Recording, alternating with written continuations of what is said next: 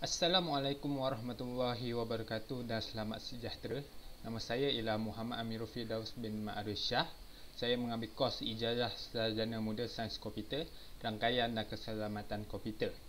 Pada hari ini saya akan membentangkan tentang pembentangan laporan dan projek sarjana muda PSM2 mengenai tajuk aplikasi tempahan inap desa yang telah dibangunkan sepanjang tempoh PSM2 ini berlangsung. Nama penyindir saya ialah Prof. Dr. Syukur bin Abdul Razak.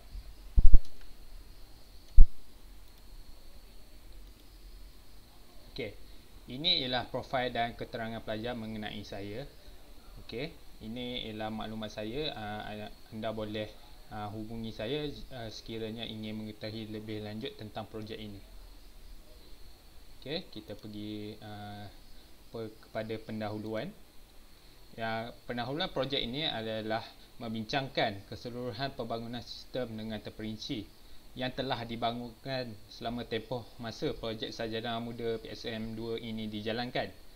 Pembentangan ini akan membincangkan mengenai pertama, latar belakang masalah dan tujuan objektif dan skop projek. Kedua, kajian terhadap sistem pasaran dan sistem yang dibangunkan. Dan ketiga, analisis keperluan dan reka bentuk yang dibangunkan. Pembangunan sistem aplikasi dan web yang dibangunkan. Kelima, implementasi dan pengujian terhadap sistem yang dibangunkan. Dan keenam, pembincangan dan penaik tarafan sistem yang dibangunkan. Okey, kita pergi kepada latar belakang masalah yang dihadapi ketika membuat analisis mengenai projek aplikasi tempahan inap desa. Okey, kebanyakan masalah yang dihadapi oleh pengguna ketika membuat tempahan ataupun membuat tempahan inap desa di setiap homestay yang ada di Malaysia, kerana pertama sekali tidak mempunyai prosedur tempahan yang baik. Kerana kebanyakan homestay di Malaysia atau inap desa di Malaysia menggunakan kaedah tradisional dengan mengisi borang, mesej ataupun panggilan telefon kepada pengusaha inap desa. Kedua, yang penyampaian maklumat mengenai inap desa yang ditempat tidak dimaklumkan dengan baik kepada pengguna daripada pengusaha inap desa. Ini menyebabkan prosedur tempahan ini tidak dapat dilakukan dengan baik kepada pengguna. Kedua, pengusaha suka mencari lokasi inap desa kerana tiada sistem carian yang interaktif untuk mencari inap desa, dan kurangnya maklumat pengetahuan pengguna tentang lokasi destinasi inap desa yang ingin dituju ataupun yang ingin dipilih oleh pengguna. Ketiga, kurangnya platform tempahan atas talian tempatan, kerana kebanyakan aplikasi tempahan inap desa di Malaysia ini tiada yang dibuat oleh orang tempatan dan memerlukan aplikasi tempatan yang boleh membantu pengusaha inap desa. Okey, kita pergi kepada tujuan, objektif dan skop projek. Tujuan projek ini adalah untuk membangunkan aplikasi Android menggunakan telefon pintar bagi pengguna dalam membuat tempahan inap desa dengan penawaran carian inap desa dengan lebih mudah, dan disokong pengurusan setiap aplikasi bagi pentadbir sistem berasaskan web. Kenapa kita memilih Android? Kerana peratusan pengguna menggunakan telefon Android lebih tinggi daripada pengguna iOS. So kita fokus kepada pengguna Android terlebih dahulu sebelum kita bertukar kepada pengguna telefon bimbit yang menggunakan operasi sistem iOS. Objektif projek yang pertama adalah menjalankan kajian terhadap sistem sedia ada di pasaran berkaitan penawaran penginapan inap desa kepada pelancong. Yang kedua, membangunkan sistem aplikasi tempahan inap desa berdasarkan kepada hasil kajian, kelemahan dan kebaikan sistem sedia ada di pasaran. Ketiga, melakukan pengujian terhadap sistem yang telah dibangunkan dengan memberi pengujian kepada orang ramai untuk diambil maklum balas agar dibuat penambahbaikan. Okey, ketiga objektif ni kita akan bincang lebih lanjut di dalam perbincangan laporan ini. Okey, kita pergi seterusnya. Skop pembangunan aplikasi tempahan inap desa ini, pertama, sistem ini beroperasi di platform Android iaitu Google Play Store. Sekarang kita tidak mendapat lagi akaun daripada koordinator. Mungkin kemudian kita akan kita deploy ke Google Play Store setelah requirement yang kita mahu koordinator perlukan akan diberi dan kita mendapat akaun untuk mengupload aplikasi ini kepada Google Play Store. Yang kedua, sistem ini melibatkan penggunaan GPS untuk ciri berdasarkan lokasi untuk carian inap desa di peta interaktif map. Okey. Ketiga, aplikasi pada telefon bimbit ini digunakan oleh pengguna yang berdaftar sahaja. Okey. Keempat, sistem pengurusan aplikasi yang dijalankan untuk sistem ini untuk kegunaan pentadbir sistem sahaja untuk pengurusan pangkalan data. Okey, kita pergi ke kajian sistem pasaran dan sistem yang dibangunkan. Ini ialah rumusan daripada perbandingan fungsi yang ada daripada sistem pasaran dengan aplikasi yang telah dibangunkan. Okey, kita pergi ke fungsi pertama iaitu log masuk dan pendaftaran pengguna. Carian homestay dan homestay bajet Malaysia tidak mempunyai log masuk dan pendaftaran pengguna kerana aplikasi ini hanya membuat carian sahaja dan bukannya untuk tempahan. So dia tidak reliable untuk pengguna untuk mendaftarkan akaun di dalam aplikasi. Cuma aplikasi home menggunakan log masuk pendaftaran pengguna dia kerana dia memerlukan akaun pengguna untuk membuat tempahan. So aplikasi tempahan inap desa pun menerapkan log masuk dan pendaftaran pengguna. Yang kedua, carian inap desa melalui indeks carian tag atau tag. Okey, indeks carian ini adalah perkara biasa untuk membuat carian inap desa. Yang ketiga ialah lokasi melalui aplikasi. Okey, lokasi melalui aplikasi ini adalah carian inap desa di dalam peta yang di mana carian homestay, home dan aplikasi tempahan inap desa ada fungsi ini pada setiap aplikasi mereka kecuali homestay bajet Malaysia. Okey, paparan kategori inap desa. Carian homestay dan homestay bajet Malaysia tidak mempunyai kategori pada carian inap desa yang telah ditetapkan. Home dan aplikasi yang kita yang telah bangunkan sahaja yang mempunyai kategori inap desa. Okey.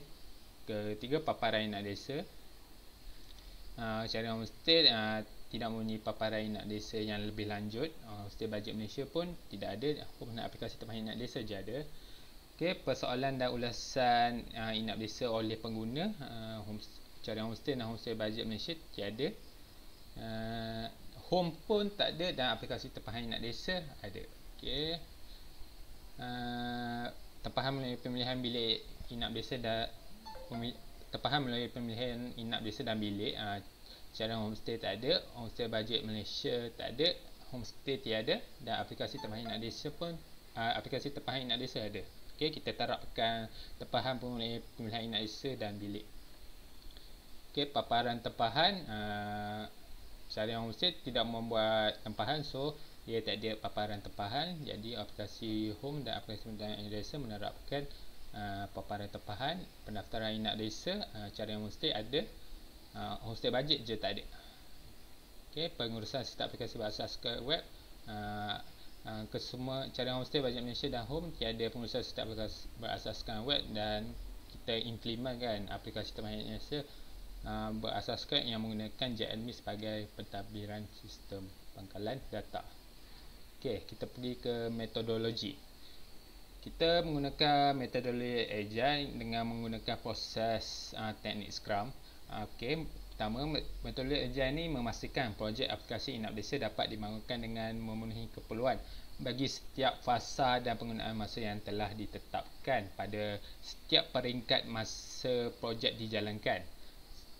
Dan kedua, setiap sprint yang dilakukan dapat mengimprovisasi setiap fasa yang dilakukan melalui perancangan yang teratur, membolehkan maklum balas dapat dikesan dan pembentulan sesuai fasa mengikut keperluan yang ada. Ketiga, penggunaan sprint di dalam Agile adalah satu kitaran masa pembangunan yang berterusan dengan menggunakan maklumat daripada sprint block. Okey. Maklumat dari sprint block ni kita senaraikan dan kita buat analisis untuk diletakkan di dalam sprint supaya segala gerak kerja yang dilakukan adalah sekata dari awal hingga ke akhir setiap sprint yang dilakukan. Keempat, kita menggunakan teknik Scrum pada setiap sprint yang ada dengan mengandungi urutan iaitu pembinaan sprint, perancangan sprint, mengusahakan sprint, seminar harian sprint, demonstrasi sprint dan retrospektif sprint kepada tugasan-tugasan yang telah dilakukan. Okey, inilah contoh rajah perancangan untuk PSM2 yang telah saya tetapkan pada projek Inak Desa ini. Yang pertama, halaman pertama itu adalah backlog. Contoh kita backlog kedua, kita letakkan apa yang keperluan yang perlu, fungsi aplikasi yang kita perlu. So dalam setiap sprint 1, 2 dan 3 itu adalah tugasan yang dijalankan ketika pembangunan sistem aplikasi Inak Desa di dalam PSM2, tempoh masa PSM2. Okey, kita pergi kepada teknologi perisian dan perkakasan bagi aplikasi tempahan Inak Desa. Okey, kita menggunakan teknologi Flutter sebagai perisian yang menggunakan pengatur cara anda untuk membangunkan sistem aplikasi mudah alih yang memudahkan membuat pengatur caraan yang membina UI, function dan lain package interaktif yang lain di dalam aplikasi. So dengan membuat pengatur caraan anda, ia dapat mencipta fungsi-fungsi yang ada di dalam aplikasi ini. Kedua, kita menggunakan service as a provider, software as a service, yang di mana pembina aplikasi yang direka khusus untuk mencipta panel pentadbir dengan sangat patah dan tanpa pengetahuan. JAdmin adalah software pihak ketiga yang menjalankan pentadbir sistem yang menguruskan aplikasi tempahan Inak Desa yang menghubungkan dengan pangkalan data. Okey. Ketiga, kita menggunakan Firebase, iaitu perisian cloud service yang bagi membangunkan aplikasi yang menyediakan pangkalan data secara maya ataupun cloud.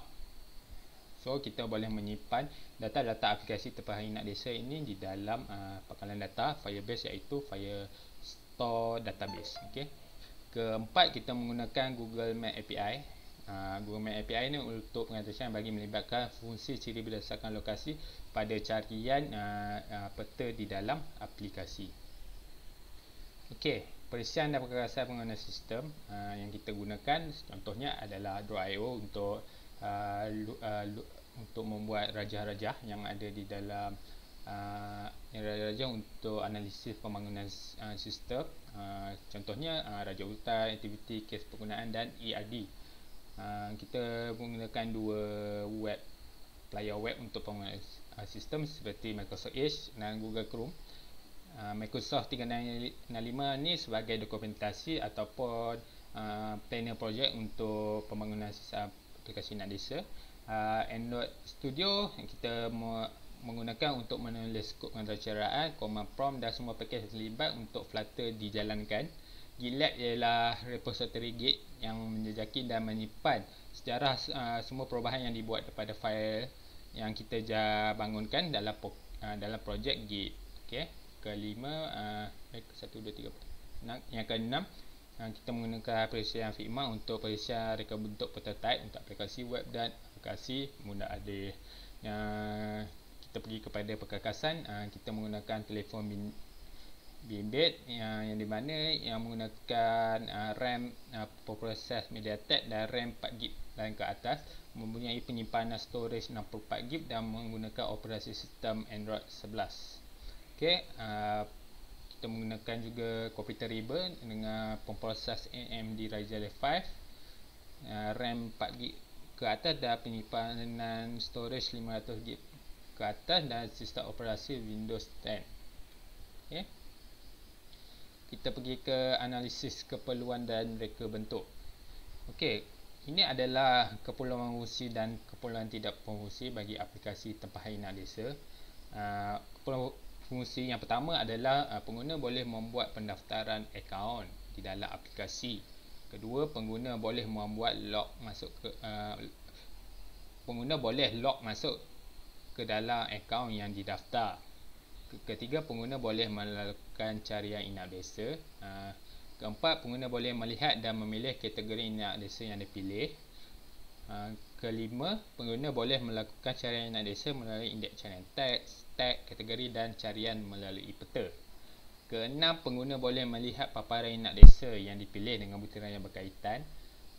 Ketujuh, pengguna boleh membuat persoalan dan ulasan pada inap desa yang dipilih. Ke-8, pengguna boleh membuat tempahan inap desa dan memilih bilik yang diinginkan. Ke-9, pengguna boleh melihat paparan inap desa dan butiran berkaitan. Ke-10, pengguna boleh melihat membatalkan tempahan inap desa. Ke-11, pengguna boleh mendaftar inap desa. Dan ke-12, pentadbir sistem menguruskan pengalihan data aplikasi menggunakan web. Kalau tidak fungsi pada aplikasi tempahan inap desa ini, sistem dapat berjalan dengan lancar sekiranya anda rakan internet, dan sistem dapat memberikan maklumat berkaitan kepada pengguna. Okey, pembandingan keterangan kepada setiap homestay pasaran dengan homestay yang dibangunkan. Jumlah purata masa paparan aplikasi bagi prestasi aplikasi tempahan inap desa lebih baik dan sama sahaja dengan aplikasi pasaran. Purata masa paparan maklumat dari pangkalan data aplikasi tempahan inap desa dan home lebih baik daripada cara homestay bajet Malaysia. Keberlangsungan antara muka ringkas dan interaktif, aplikasi tempahan inap desa lebih interaktif, dan kualiti aplikasi tempahan inap desa yang kita bangunkan ini adalah setara dengan aplikasi pasaran di luar negara. Okey. Ketiga, kebolehgunaan versus standard yang digunakan aplikasi tempahan inap desa lebih baru atau version lebih baru daripada version yang ada aplikasi yang ada di pasaran yang menggunakan operasi sistem yang lama. Okey. Dan aplikasi tempahan inap desa ni menggunakan pengurusan aplikasi sistem pengurusan aplikasi berasaskan web. Okey. Dan homestay yang ada di pasaran ni tidak menggunakan pengurusan aplikasi berasaskan web. Okey. Ini adalah kes kepenggunaan yang di mana pengguna mengandungi kesemua kes penggunaan ini, dan pentadbir sistem mengandungi hanya satu kes kepenggunaan. Ini adalah gambar raja kes kepenggunaan yang dijalankan. Okey, terdapat dua aktor iaitu pengguna dan pentadbir sistem di mana yang menghubungkan semua kes penggunaan yang dijalankan. Okey, boleh lihat di sini.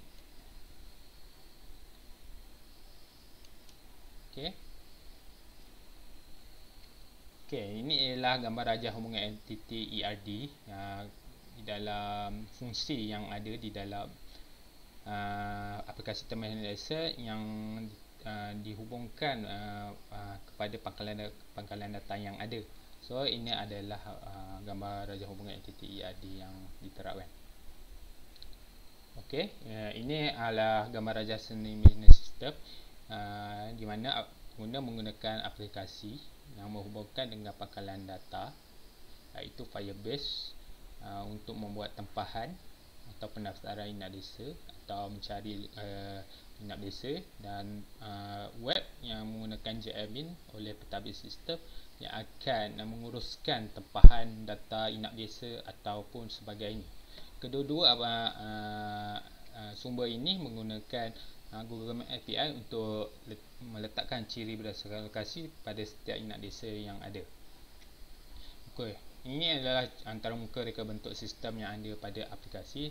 Ini adalah contoh yang antara muka reka bentuk sistem pada aplikasi yang mengandungi yang lebih interaktif kepada pengguna untuk menjalankan tempahan inap desa.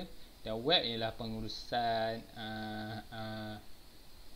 homestay yang mengandungi paparan pemuka dan boleh kemasukan input dan update input ataupun delete input di dalam pengurusan sistem aplikasi inap desa kepada data-data yang ada di pangkalan data yang menghubungkan kepada Firebase. Okey, kita pergi pada implementasi dan pengujian. Pelaksanaan elemen rangkaian dan security. Yang pertama ialah elemen rangkaian yang digunakan di dalam aplikasi ini ialah yang menggunakan Firebase, pangkalan data Firestore, yang di mana menggunakan elemen rangkaian secara rantaian dengan sokongan cloud service daripada Firebase. Kedua, segala package yang ada seperti autentikasi, pengaturan dan analisis masa nyata diterapkan di dalam Firebase yang memudahkan pengaturcaraan dibuat untuk menghantar data atau menerima data yang ada. Okey, kedua elemen security yang kita terapkan tetapan peraturan sekuriti pangkalan data, kita menerapkan peraturan sekuriti kerana membolehkan implementasi peraturan keselamatan dapat menyekat sepenuhnya akses asing kepada data Firebase yang dibangunkan. Kedua, peraturan sebelah pelayan dapat ditetapkan sendiri oleh pentadbir sistem. Kedua, penyelidikan kata laluan pengguna. Penyelidikan kata laluan pengguna ini adalah penting kerana penyelidikan kata laluan melaksanakan kriptografi SHA-256 yang akan encode segala password yang ada kepada pecahan kriptografi yang tidak boleh dieksploitasi, yang sukar pengeksploitasi untuk mengekut semua kata laluan yang telah disulitkan. So ini adalah elemen sekuriti yang penting terhadap aplikasi tempahan inap desa. Okey, kita pergi kepada pengunjang kotak hitam. Contoh, ini adalah contoh pengunjang kotak hitam, paparan dan tempahan. Okey, pertama kita ambil contoh kes pengunjang tempahan inap desa. Sekiranya pengguna klik butang tempah pada halaman inap desa dan kemudiannya klik package kategori inap desa seperti package yang ada seperti biasa, premium, mewah, dan di maklumat inap desa ni akan dipaparkan dan menghala ke mengisi maklumat tempahan inap desa. So jadi segala langkah ini adalah berjaya. So kita pergi halaman seterusnya dengan mengisi maklumat inap desa, dengan mengisi tarikh daftar masuk, tarikh daftar keluar, bilangan orang yang menempahnya, jumlah bilik, dan kira klik butang tempah sekarang, dan sekiranya data itu betul dan value yang valid, dia akan memaparkan tempahan inap desa berjaya. So dari situ kita tahu data yang dihantar itu dapat masuk ke dalam pangkalan data. Okey, so lokasi seterusnya adalah halaman paparan tempahan inap desa. So jadi keseluruhan keputusan ini, keputusan sebenar ini adalah berjaya. So bila kita pergi halaman paparan, so dia akan kita pergi ke halaman paparan dan klik pada yang inap desa yang kita tempah. So kita boleh melihat butiran maklumat inap desa yang kita telah tempah seperti nama bilik atau PK, butiran bilik, tarikh daftar keluar, lokasi, bilangan orang, jumlah bilik, dan butiran mengenai inap desa yang kita tempah. Okay. So yang maklumat inap desa dipilih, so bila tempahan kita valid, so maklumat inap desa yang kita pilih pun dipaparkan. So status keputusan sebenar ialah berjaya. Pengunjang kotak putih, kita bagi contoh kepada fungsi tempahan. Kita tengok line by line. Okey, untuk fungsi tempahan inap desa, adakah dia ada something atau fungsi yang tidak dijalankan. Okey, so kita lihat line by line daripada pengatur cara yang kita buat. So keseluruhan fungsi tempahan inap desa tiada masalah. So tempahan inap desa ini dapat dijalankan dengan fungsi yang dijalankan. Okey, keseluruhan status pengatur cara ini adalah berjaya. Okey, kita pergi kepada pengujian kemasukan mesej ralat dan kemasukan data. Ini adalah contoh mesej ralat apabila kita ingin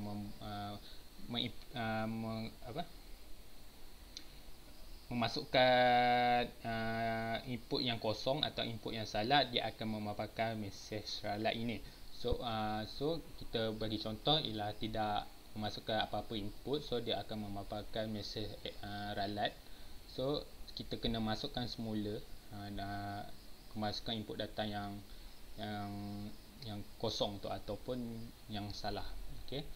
Okey, ini apabila kita memasukkan maklumat betul atau input yang betul, dia akan memaparkan mesej kemasukan data sebagai bukti data yang kita hantarkan itu adalah berjaya.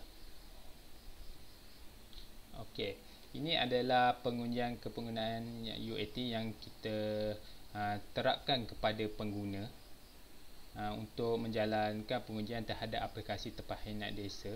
So kita mengandungi 32 orang responden, iaitu terdiri daripada 68.8% daripada pelajar dan 31.3% daripada orang awam. Okey, kebanyakan orang awam yang menjalankan, yang tertinggi adalah daripada daerah Muar, iaitu 2 orang. Daerah Muar. So kita menjalankan tarikh ujian kepenggunaan ni pada tarikh 27 Jun 2022, yang paling tertinggi sekali, dan kebanyakan pengguna dapat memasang atau install aplikasi Tempahan Ingat Malaysia di dalam telefon masing-masing. Dan peratus yang tertinggi adalah 96.9%. Okey, ini adalah rumusan borang UAT yang mengandungi pengujian terhadap fungsi-fungsi yang ada.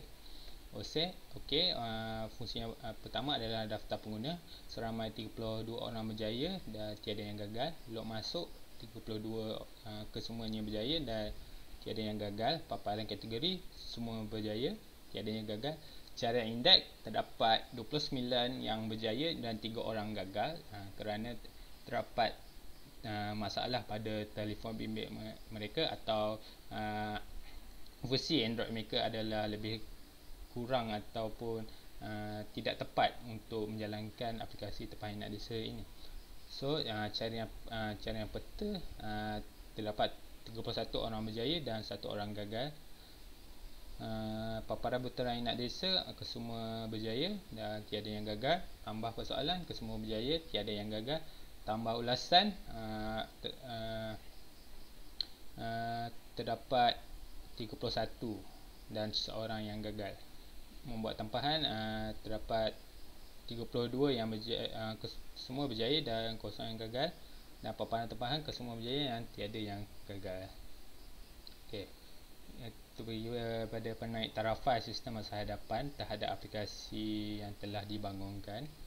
So setelah melihat kepada kajian kelebihan sistem ini, terdapat beberapa penambahbaikan dan peningkatan yang dapat ditambah pada fungsi masa yang akan datang. Contohnya, pertama, kita boleh mewujudkan fungsi navigasi inap desa dalam masa nyata pada peta. Kedua, kita boleh mewujudkan fungsi pembayaran atas talian kepada pengguna. Sebenarnya fungsi pembayaran atas talian kepada pengguna ini perlu diterapkan, tetapi tiada masa yang secukupnya untuk menjalankan fungsi pembayaran atas talian kerana terdapat ralat terhadap pengetahuan. So kita akan mewujudkan fungsi pembayaran pada masa hadapan. Ketiga, kita mewujudkan peranan seperti pemilik inap desa dalam aplikasi yang boleh menguruskan tempahan inap desa tersendiri.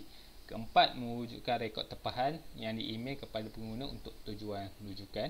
Kelima, mewujudkan rekod tempahan yang boleh dimuat turun oleh pengguna di dalam aplikasi. Keenam, mewujudkan elemen sekuriti seperti pengesahan email atau pengesahan melalui one time password OTP melalui nombor telefon. Okey, kesimpulan terhadap perbincangan pembentangan ini adalah aplikasi Tempahan Inap Desa telah membantu dalam pengurusan sistematik dan kolektif tempahan mengenai semua maklumat tempahan yang lebih mudah bagi pengguna, terutamanya pelancong di dalam negara. Skop dinamakan lebih banyak ke arah pelaksanaan dan menggunakan sistem tempahan sebagai pengaturan atau kajian kes. Kesemua objektif telah dicapai untuk projek ini. Yang pertama, kita mencapai objektif menjalankan kajian terhadap sistem yang ada di pasaran berkaitan penawaran penginapan inap desa kepada pelancong. Kedua, kita mencapai objektif membangunkan sistem aplikasi Tempahan Inap Desa berdasarkan hasil kajian kelemahan dan kebaikan sistem yang sedia ada di pasaran. Ketiga, kita dapat mencapai objektif melakukan pengujian terhadap sistem yang telah dibangunkan dengan memberi pengujian kepada orang ramai untuk diambil maklum balas agar dibuat penambahbaikan. Okey, itu sahaja pembentangan laporan projek sarjana muda kedua ini untuk aplikasi Tempahan Inap Desa dari saya, Muhammad Amirul Firdaus bin Malaysia. Sekian. Wassalamualaikum warahmatullahi wabarakatuh. Sekian, terima kasih.